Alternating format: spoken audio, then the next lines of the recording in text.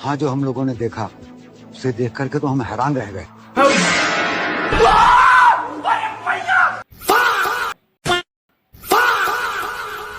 अबे गिर जा, पहले गिर जा। देख रहे हो कैसे भाव खा रहा। वीडियो बनाने के लिए पहला दिन लाए हैं और ऐसे गिर रहा, निकल रहा है कान से। देख रहे हो? और इसका देख रहे हो गाइस, ये ऊपर का दोनों का, जो ऊपर का ही निकल गया। ये देखो, ऊपर वाला दोनों गायब है, रबर रहता है ऊपर का, कवर रहता है वो गायब है। ना बे निकल जा, भैंस की आंख। व्हाट्सअप ब्रो, कैसे आप लोग? स्वागत है आपका हमारे चैनल पकड़ नर्ड से। तो गाइस आज हम देखने वाले बहुत ही फनी वीडियो, तो देखने में बहुत ही मजा आने वाला है। तो चलते हैं वीडियो को शुरू करते हैं।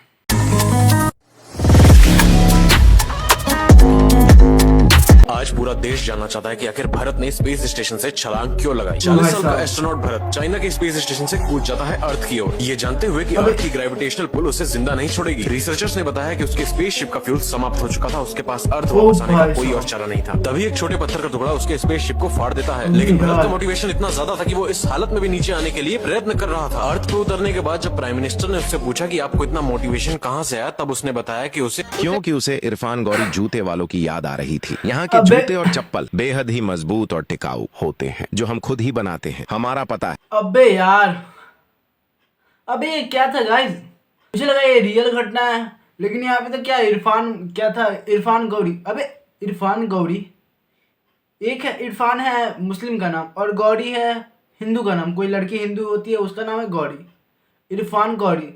ये कैसे हो गया है? अबे ये कैसे हो सकता है? ये कैसे नाम रखा सकता है इरफान गौरी? जरूर कुछ गड़बड़ है गाइस। मैं इतना कॉन्सेंट्रेट करके ध्यान से सुन रहा था कि अबे ये कैसे हो गया, अबे ये क्या हो गया। उसका पहले तो सूट था, सूट फट गया, सूट में उसका पत्थर लग गया एस्ट्रोनॉट, और वो उसका कुछ हुआ भी नहीं। अबे यहाँ से गया था, यहाँ से देखो नहीं, अबे यहाँ से जाता वो एस्ट्रोनॉट उसको फाड़ चीर के निकल जाता बाहर से गाइस। अरे ये क्या बात है?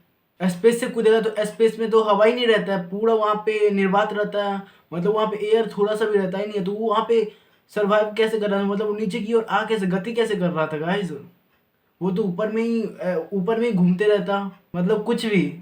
यदि आप प्रति घंटे 10 किलोमीटर की गति से सीधे अंतरिक्ष की ओर दौड़ते हैं एक उड़ते हुई रनवे पर, तो आपको उस स्थान तक पहुंचने में 48 मिनट लगेंगे जहां सांस लेने के लिए ऑक्सीजन नहीं है। 10 मिनट और दौड़े तो आप विमान की उड़ान की ऊंचाई पर पहुंच जाएंगे। 8 घंटे बाद नासा आधिकारिक रूप से मानेगा कि आप अंतरिक्ष में प्रवेश कर चुके हैं। 10 घंटे और बीतने पर आप उस सीमा तक पहुँच जाएंगे जिसे अधिकांश लोग अंतरिक्ष की शुरुआत मानते हैं। 16 घंटे बाद आप सबसे निचली उपग्रह को पार कर जाएंगे। लेकिन अगर आप 40 घंटे और दौड़ते रहे तो आप अंतर्राष्ट्रीय अंतरिक्ष स्टेशन की ऊंचाई तक पहुँच जाएंगे। अगर आप बिना रुके दौड़ते रहे तो आप 3500 घंटे यानी 146 दिन बाद पृथ्वी की परिक्रमा करने वाले सबसे दूर के उपग्रह तक पहुंच जाएगी। अगर आप लगातार दौड़ते रहे तो दौड़ते दौड़ते पहुंच जाओगे। Free Fire India is set in a virtual world. अबे साले, अभी क्या आ रहा है? कभी इरफान गौरी आ रहा है तो कभी फ्री फायर इंडिया आ रहा है। और पहले ये बताओ, सीधा कौन सा रास्ता बना हुआ है जो ऊपर सीधा दौड़ेंगे?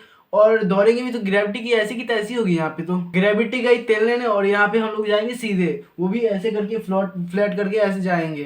अबे क्या मतलब, कुछ भी बना रहे हो तुम लोग, और डायरेक्ट फ्री फायर इंडिया में भेज रहे हो। जो ऊपर 48 मिनट में ऊपर पहुंच जाएंगे, जहाँ पे सांस लेना ही नहीं बनेगा। अबे फिर उसके ऊपर कैसे जाएंगे जब मुझे ऑक्सीजन ही नहीं मिलेगा? और उसके ऊपर 10 मिनट और दौड़ेंगे तो आ जाएगा एरोप्लेन। उसके बाद एरोप्लेन तो मुझे ठोक ही देगा।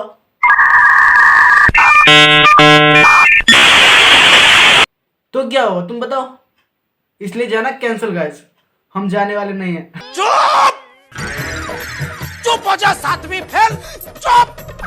सच में आप रोबोट हैं? जी नहीं, मैं एक इंसान हूँ। आप इंसान हैं? जी हाँ। लेकिन देखने से लग रहा है कि आप रोबोट हैं। क्योंकि मैं रोबोट की अबे तरह तो रियल act रोबोट कर लग रही है। हूँ। कब से करती हैं?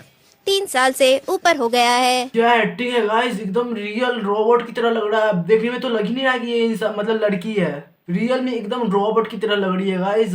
सेम टू सेम उसी तरह ऐसे ऐसे ऐसे ऐसे हिल रही है, उसका डांस भी कर रही है ऐसे ऐसे रोबोट की तरह। क्या खतरनाक टैलेंट है गाइस इसका। मैंने अकाउंट चेक किया था, बहुत ही खतरनाक एक्टिंग करती है, मतलब रोबोट बनने का बहुत ही खतरनाक एक्ट करती है गाइस, बहुत ही खतरनाक। दोस्तों अब ताजमहल टूट के रहेगा, क्योंकि ताजमहल के नीचे जो कमरा है ना, उसमें एक महात्मा तपस्या कर रहे हैं। आप खुद ही जाके क्या बक रहे हो ये? आप ये बताइए कि ये हिंदू महल कैसे है? आप ताजमहल के नीचे जो 22 कमरे हैं उसमें कभी गए? ताज के नीचे जब हम कमरों में पहुंचे, वहाँ जो हम लोगों ने देखा उसे देख करके तो हम हैरान रह गए। अबे ये क्या है? पहले मोदी जी ये थे और अब ये हो गए हैं।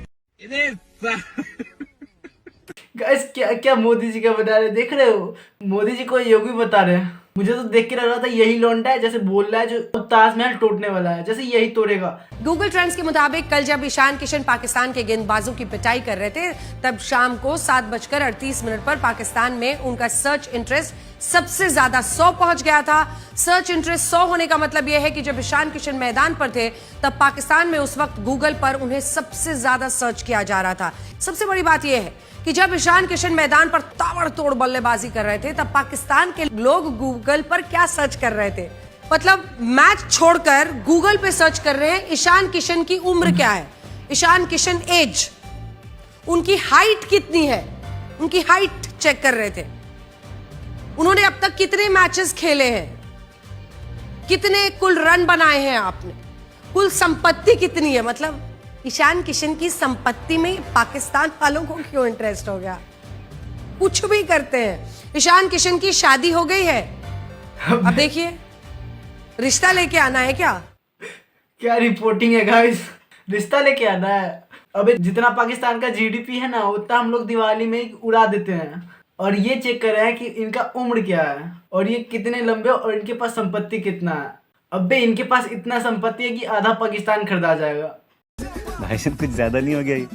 मतलब कुछ भी। एक स्कूल प्रिंसिपल होता तो सारे एग्जाम रूम ऐसे बनवाता। इसके लिए क्लास में जाने से पहले सभी स्टूडेंट्स का स्कैनिंग करेंगे ताकि क्लास में पिस्तौल और फर्रा लाने से रोका जाए। अंदर कमरे में गहरे कुएं खोदकर सीटों के नीचे लिफ्ट लगाएंगे ताकि स्टूडेंट्स आपस में चीटिंग न कर पाए। साथ ही चारों ओर गड्ढा करके उसमें खारा पानी भरेंगे और स्टूडेंट्स को भागने से रोकने के लिए पानी में गोताखोरों की टीम बैठाएंगे। दीवार को पीछे खिसकाकर नुकीले कांटों की बाउंड्री बनाएंगे जिसके पीछे स्नाइपर और कमांडो खड़े होकर क्लास की सिक्योरिटी करेंगे। ऊपर लोहे के मजबूत पिंजरे बनाएंगे ताकि जो चीटिंग करेगा वो सीधा ऊपर पिंजरे में जाएगा।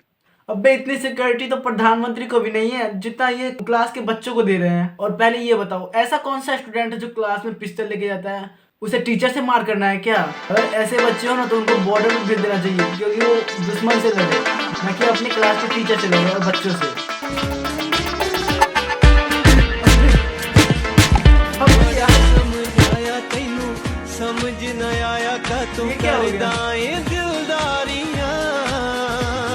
लिटरली गाइस ब्रो थिंकिंग कि मैं कोई बारात में आया हूँ और मुझे पैसा लूटना है, पैसा लूट के मुझे चॉकलेट खरीदना। ब्रो वो ये सोच रहा था गाइस, लगता है ये पैसा यही बंदे का था, इसलिए इसे दिल में चोट आ रहा था जब इसका पैसा ऐसे लुटा रहा था, इसलिए वो अपना पैसा लूटने लगा। तो गाइस आज के लिए इतना ही। अगर आपको वीडियो थोड़ा सा पसंद है तो वीडियो को लाइक और चैनल को सब्सक्राइब जरूर। तो अगर आपको कोई क्वेश्चन हो तो कमेंट बॉक्स में जरूर पूछिएगा। तो मिलते हैं नेक्स्ट वीडियो, तो बाय गाइस। नहीं सोचिए मत, सब्सक्राइब कीजिए।